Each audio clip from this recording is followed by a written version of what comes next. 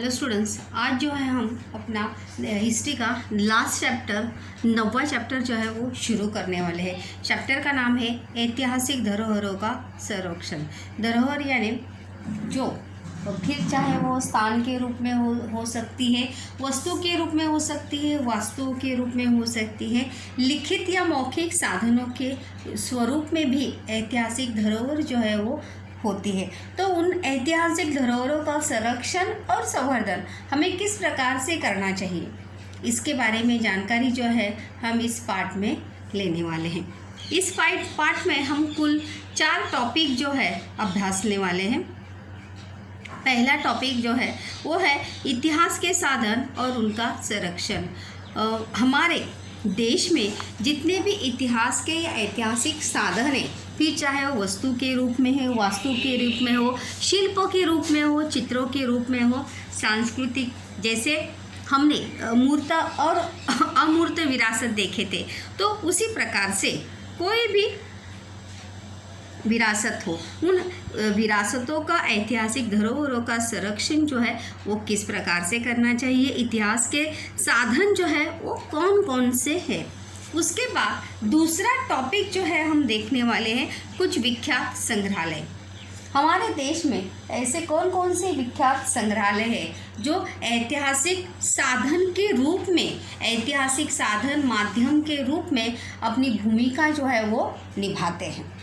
तीसरा पॉइंट जो है हम यहाँ पर देखने वाले हैं इस चैप्टर से, वो है ग्रंथालय और अभिलेखागार। हमने देखा था कि हमारे देश का प्रमुख ग्रंथालय जो है, अभिलेखागार जो है वो दिल्ली में है, और साथ ही साथ हर राज्य में अपना अपना स्वतंत्र जो है वो अभिलेखागार रहता है। ग्रंथालय और अभिलेखागार दोनों में क्या है, अंतर है। ग्रंथालय में ऐतिहासिक पुस्तकें हमें देखने को मिलती है और अभिलेखागार में सरकारी दस्तावेज का समावेश जो है वो अभिलेखागार में होता है। कोश जो है, हमने मराठी में जो लास्ट चैप्टर स्थूल वाचन का देखा था, विश्वकोश कोश, तो उसी कोश के माध्यम से किस प्रकार से ऐतिहासिक साधनों की जानकारी प्राप्त कर किस प्रकार से उसका संरक्षण कर सकते हैं, ये हम इस चैप्टर में देखने वाले हैं। तो चलिए 1 बाय 1 जो है हम ये टॉपिक यहाँ पर कवर करते हैं। अगर वास्तव में देखा जाए तो आज हमारे पास इतिहास के अनेक साधन और उन साधनों के आधार पर लिखे गए ग्रंथ भी उपलब्ध है। ये टेक्नोलॉजी का युग है और टेक्नोलॉजी या तकनीकी के कारण बहुत ही आसानी से, बहुत ही सहजता से हमें ऐतिहासिक साधन जो है और उन साधनों के आधार पर लिखे गए ग्रंथ जो है बड़ी आसानी से उपलब्ध हो सकते हैं। रामायण अगर हम लेते हैं तो रामायण से रिलेटेड बहुत सारी किताबें जो है हमें सहजता से उपलब्ध हो सकती हैं। साथ ही साथ यह सब अनेक इतिहासकारों द्वारा किए गए अथक परिश्रमों का फल है। किताबें जो है या ऐतिहासिक साधन जो है वो अपने आप निर्माण हुए हैं क्या? नहीं, उनका लेखन किया गया है, इतिहासकारों ने उनका लेखन किया है, और इसी के चलते आज जो है इतिहास के साधन के रूप में अगर हमें इतिहास का अभ्यास करना है तो उस अभ्यास के लिए भी हमें उन साधनों का उपयोग जो है हम कर सकते हैं।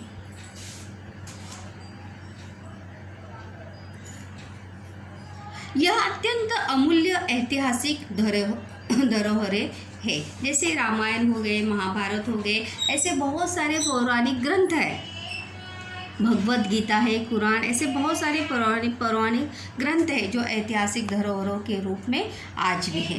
इनका संरक्षण, संवर्धन करने और उनमें से विशिष्ट दस्तावेजों, जैसे मैंने कहा कि अभिलेखागार में किसका समावेश होता है, दस्तावेजों का समावेश होता है। ग्रंथों, पूरा वस्तुओं को प्रदर्शित करने का कार्य जो है वो संग्रहालय और उनसे संबंधित अभिलेखागार और ग्रंथालय करते हैं। मतलब ऐतिहासिक वस्तुओं का और पुरातन वस्तुओं का प्रदर्शन जो है ऐसे अभिलेखागार और ग्रंथालयों के माध्यम से जो है वो किया जाता है। उसके बाद अगर हम देखेंगे तो उनके कार्यों की वैज्ञानिक जानकारी लोगों तक पहुँचे और इसके लिए उनके द्वारा शोध कार्यात्मक पत्र पत्रिकाएं तथा अन्य साहित्य जो है वो प्रकाशित किए जाते और साथ ही साथ हमारे ऐतिहासिक साधनों की जानकारी जो है हमारे साथ साथ बाकी लोगों को भी हो, इसलिए उससे संबंधित साहित्य जो है वो प्रकाशित किया जाता है। जिन दस्तावेज़ों और प्राचीन वस्तुओं को प्रदर्शित नहीं किया जाता परंतु वे ऐतिहासिक दृष्टि से जो है महत्वपूर्ण होते हैं, उन्हें अभिलेखागार में संरक्षित रखा जाता है। जैसे मैंने कहा कि अभिलेखागार में सरकारी दस्तावेज़ों का जो है समावेश होता है, तो सरकारी दस्तावेज जो है प्रदर्शन में जो है देखने के लिए रखे जाते नहीं। उन सरकारी दस्तावेज़ों को, कागज़ों को जो है अभिलेखागार में संरक्षित रखा जाता है और इन दस्तावेज़ों और प्राचीन वस्तुओं को अनुसंधानकर्ताओं अथवा शोधकर्ताओं की उनकी आवश्यकता के अनुसार जो है वो उपलब्ध कराया जाता है। मतलब किसी उसका सरकारी दस्तावेज़ों का, कागज़ों का जो है भले ही प्रदर्शन ना लगता हो, लेकिन अगर कोई भी व्यक्ति या कोई भी इतिहासकार, ऐतिहासिककार अगर उस किससे रिलेटेड अनुसंधान कर रहा है, शोध कर रहा है, जैसे मैंने कहा कोई टॉपिक को लेकर हम पीएचडी करते हैं, अनुसंधान करते हैं, शोध कार्य करते हैं, तो उस व्यक्ति के अनुसार उसकी उपलब्धता जो है वो कराई जाती है या की जाती है। ग्रंथालय इन ग्रंथों का संरक्षण और प्रबंधन करने का कार्य जो है वो करता है। ग्रंथालय यानी लाइब्रेरी। अगर आप लाइब्रेरी में गए होंगे तो किस प्रकार से ग्रंथालय में प्रश्न भी है कि ग्रंथालय प्रबंधन के मुद्दे जो है बताइए। तो ग्रंथालय प्रबंधन में कौन सी, अगर आप ग्रंथालय में या लाइब्रेरी में तो गए होंगे तो ज़रूर देखा होगा किस प्रकार से किताबें जो है बड़ी अच्छी तरीके से रखी जाती है कपबोर्ड में नियोजन के अनुसार। उसके बाद अभी हम यहाँ से जो है अपने चैप्टर के पॉइंट्स को जो है बच्चों शुरुआत करने वाले हैं। हमारा चैप्टर जो है वो है ऐतिहासिक धरोहरों का संरक्षण। तो इतिहास के साधन और उनका संरक्षण ये हमारा पहला पॉइंट है इस टॉपिक का। अगर हम ऐतिहासिक साधनों का संरक्षण नहीं करेंगे तो आने वाली पीढ़ियों के लिए हमारे पास बताने के लिए या दिखाने के लिए, उनके बारे में बताने के लिए कोई भी ऐतिहासिक वास्तुएं जो है वो हमारे पास होगी नहीं। तो इसीलिए ऐसे ऐतिहासिक साधनों का संरक्षण जो है हमें किस प्रकार से करके रखना चाहिए, चलिए देखते हैं। इतिहास के साधन प्राप्त करना, उनका अंकन करना। प्रश्न भी देखिए यहाँ पर कि इतिहास के साधन, इतिहास के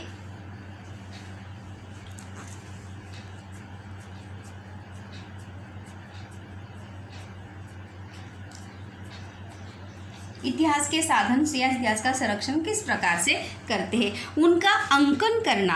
अंकन मतलब वहाँ पर लाइब्रेरी में अगर आप जाते हैं तो जो किताबें होती है उसको नंबर दिए जाते हैं और उस नंबर को जो है रजिस्टर में दर्ज करके रखा जाता है और उस नंबर के आधार पर वो किताब जो है उस राइटर के नाम के आधार पर और नंबर के आधार पर जो है वो किताब जो है वो ढूंढी जाती है। अंकन लेखन कर उनकी सूची बनाना, उनकी लिस्ट बनाई जाती है। पांडुलिपियों यानी ये लिपि है, जिस प्रकार से मराठी हिंदी है उसी प्रकार से ये क्या है, लिपि है।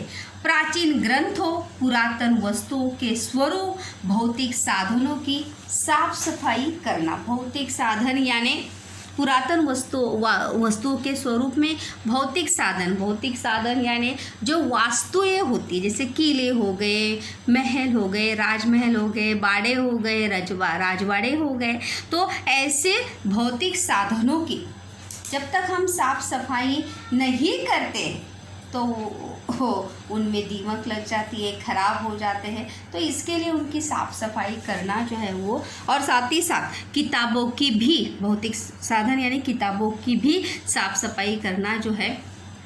अगर किताबों को देखो, वह किताबें या दस्तावेज या कागज़ पत्र बहुत दिन तक अगर हम एक ही जगह पर रखते, उसको साफ़ सफाई नहीं करते, तो वहाँ पे धूल जमा होती है, दीमक लगती है।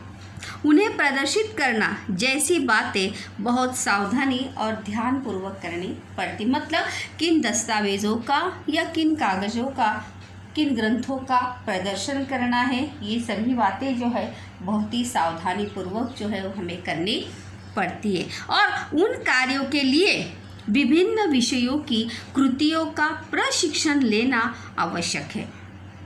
और जैसे लाइब्रेरियन का जो है वो कोर्स होता है, कोई भी व्यक्ति जो है उस कार्य को कर नहीं सकता। उस कार्य का प्रबंधन किस प्रकार से करना चाहिए, करने के लिए कौन कौन सी बातें जो है उस व्यक्ति को अवगत होनी चाहिए, इस बात का क्या होता है प्रशिक्षण, यानी ट्रेनिंग होती है, कोर्सेस होते हैं।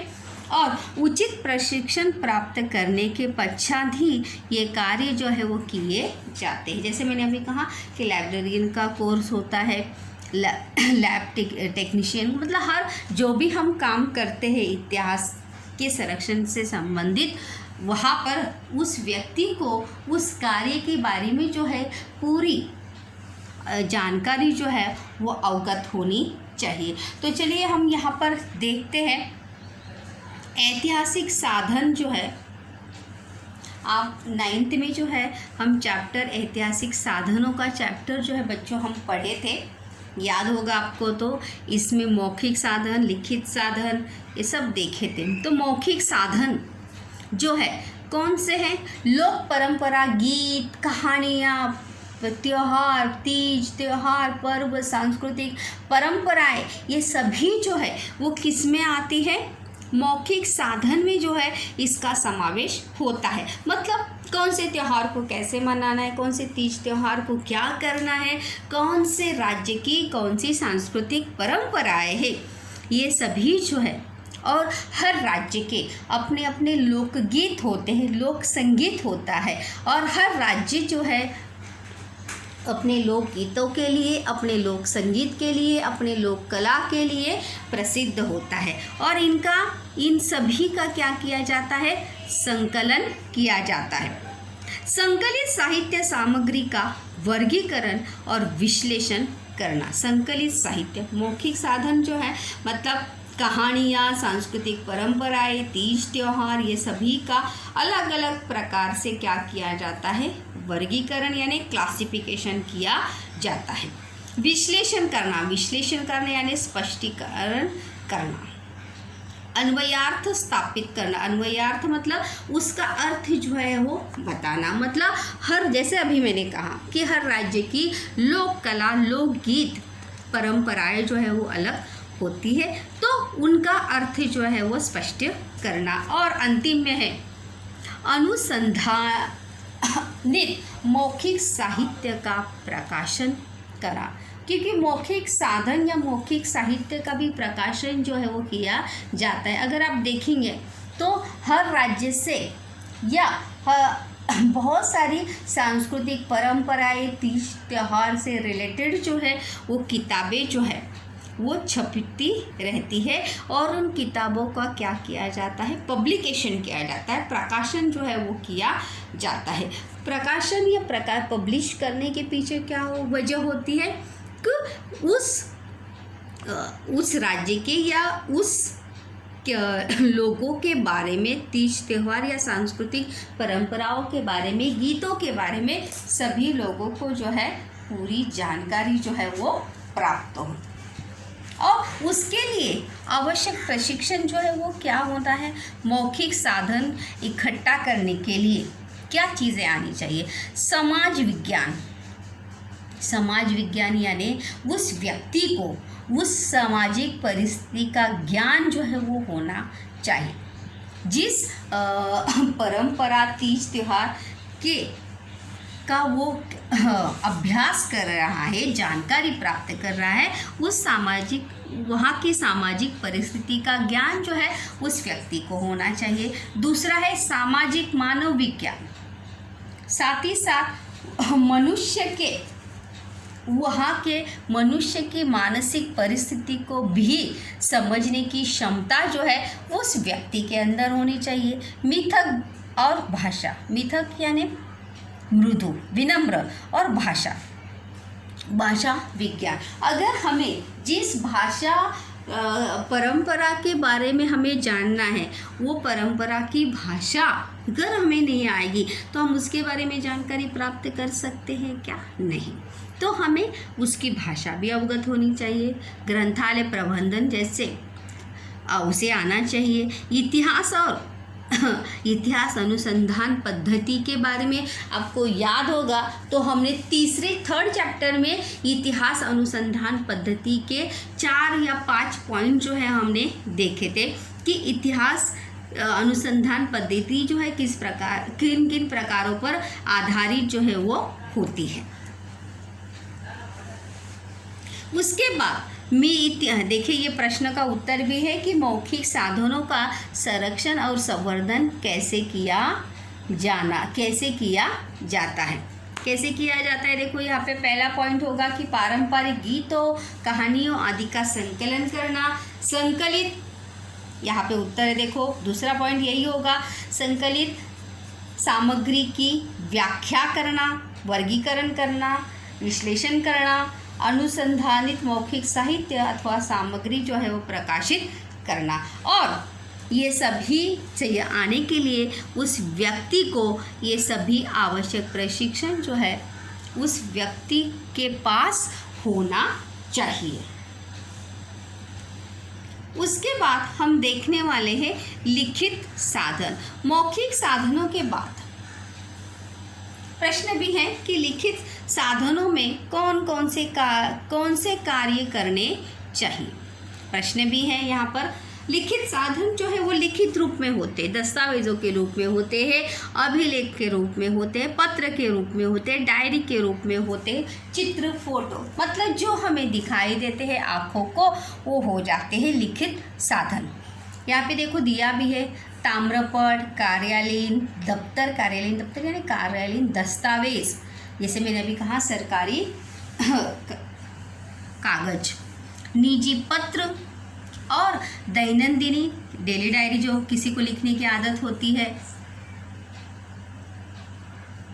ऐतिहासिक ग्रंथ, पांडुलिपियाँ जैसे सभी प्राचीन साम्राज्यों के पीछे जो है ऐतिहासिक ग्रंथ जो है वो छिपे हुए हैं, चाहे वो पेशवा हो, शिवाजी महाराज हो, मुग़ल सम्राट हो, अकबर हो, ऐसे बहुत सारे सम्राटों के पीछे ऐतिहासिक घटनाओं का इतिहास जो है हमें किताबों के रूप में देखने को मिलता है। पांडुलिपियाँ, चित्र, फोटो, प्राचीन ग्रंथ जो है वो आदि अभिलेखों, दस्तावेजों का संग्रहण एवं संपादन करना, ये चीज़ें जो है वहाँ पर किस लिखित साधनों के विषय में इन सभी कार्य जो है वो हमें करने, इन सभी का समावेश जो है। प्रश्न भी आ सकता है कि लिखित साधनों में संकल्पना चित्र पूर्ण कीजिए। लिखित साधनों में किनका समावेश होता है। लिखित साधन तो इसमें से आप कोई भी 4 पॉइंट जो है आप लिख सकते हैं।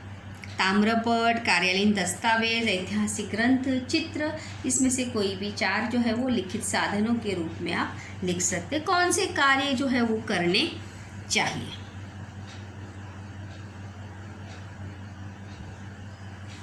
दस्तावेजों का संरक्षण करने हेतु आवश्यक साफ सफाई करना तथा अन्य रासायनिक प्रक्रियाएं करना। देखिए दस्तावेजों का जैसे हम ये करते हैं,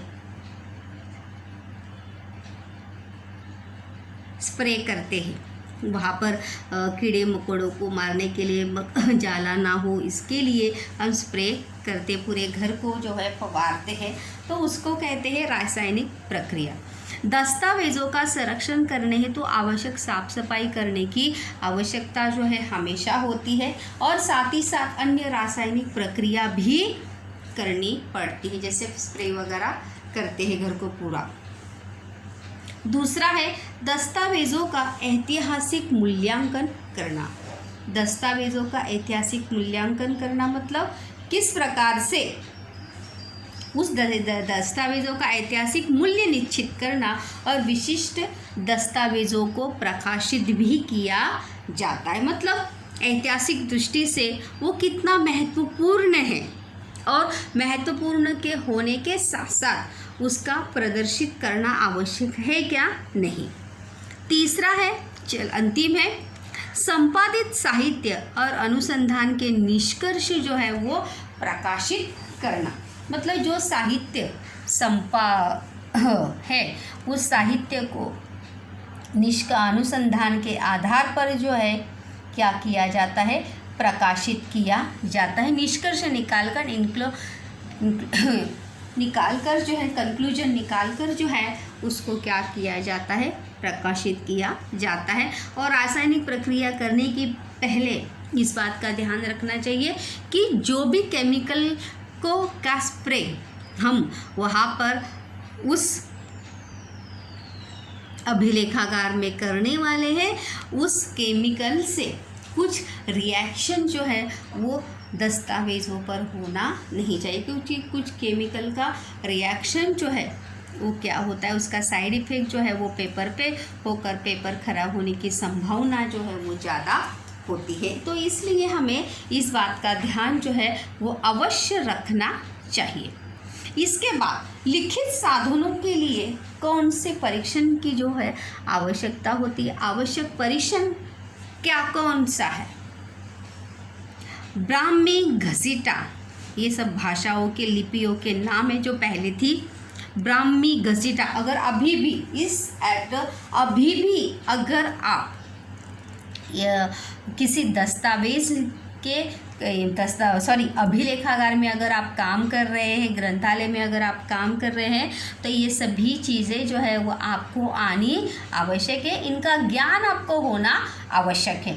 ब्राह्मी, घसीटा, सराफा, फारसी जैसी लिपियों और उनके विकास क्रम का ज्ञान जो है वो होना चाहिए। मतलब किस प्रकार से लिपियों में जो है किस प्रकार से प्रगति हुई है या किस प्रकार से लिखी जाती है। इतिहासकालीन समाज संरचना और परंपराएं, उस समय की इतिहासकालीन समाज रचना के बारे में, परंपराओं के बारे में, साहित्य, सांस्कृतिक, राज्य सत्ता के बारे में, शासन व्यवस्था के बारे में, इन सभी के बारे में प्राथमिक जानकारी, प्राथमिक ज्ञान जो है उस व्यक्ति को आवश्यक होना चाहिए। मतलब अगर वो व्यक्ति अभिलेखागार में या ग्रंथालय में काम कर रहा है तो उस किताबों के बारे में, उस वस्तु या वास्तुओं के बारे में उसको ज़रूर अवगत ज्ञान होना चाहिए। विविध चित्र शैलियों या शिल्प कलाओं की, भले जैसे चित्र निकालने तो नहीं आता है लेकिन वो चित्र कौन से प्रकार का है ये ज़रूर हमें पता होना चाहिए। तो उसी प्रकार से विविध चित्र शैलियों, शिल्पकला की शैलियों और उनके विकास क्रम का ज्ञान जो है वो होना चाहिए। मतलब शिल्पकला या चित्र शैली के बारे में जो है जानकारी अवगत होनी चाहिए। उसके साथ साथ कागज़ों के प्रकार, स्याही और रंगों का ज्ञान जो है उस व्यक्ति को ज़रूर होना चाहिए, क्योंकि कागज़ का भी प्रकार होता है। अगर आपके टेक्स्ट बुक का फ्रंट पेज अगर आप देखे होंगे कभी, तो वहाँ पे देखो कागज़ का प्रकार जो है, कौन से आपके टेक्स्ट बुक में कौन से कागज़ का प्रकार जो है वो यूज़ किया गया है, ये जो है आपके टेक्स्ट बुक के फ्रंट पेज के पेपर के बारे में, पेज के बारे में, कागज़ के बारे में पूरी जानकारी जो है आपको वहाँ पर मिलेगी। साथ ही साथ स्याही और रंगों का ज्ञान, मतलब उस पेज पर कौन से रंग की स्याही और कौन सा रंग जो है अच्छे से होगा या उसका इफ़ेक्ट नहीं होगा। कभी कभी देखो जब हम जेल पेन से लिखते हैं तो कोई जो है बहुत पतला पेज होता है, पतला कागज़ होता है, तो वो पूरा क्या हो जाता है, स्प्रेड हो जाता है। जैसे नॉर्मली अगर हम स्केच पेन से अगर नॉर्मल हमारे पेज पे लिखते हैं तो स्केच पेन का लिखा हुआ पूरा क्या हो जाता है, स्प्रेड हो जाता है, पूरा दूसरे बैक साइड में वैसे के वैसा क्या होता है, छप जाता है। तो इसलिए जो है लिखित साधनों के बारे में ये सभी आवश्यक प्रशिक्षण या जानकारी जो है उस व्यक्ति को अवश्य होनी चाहिए।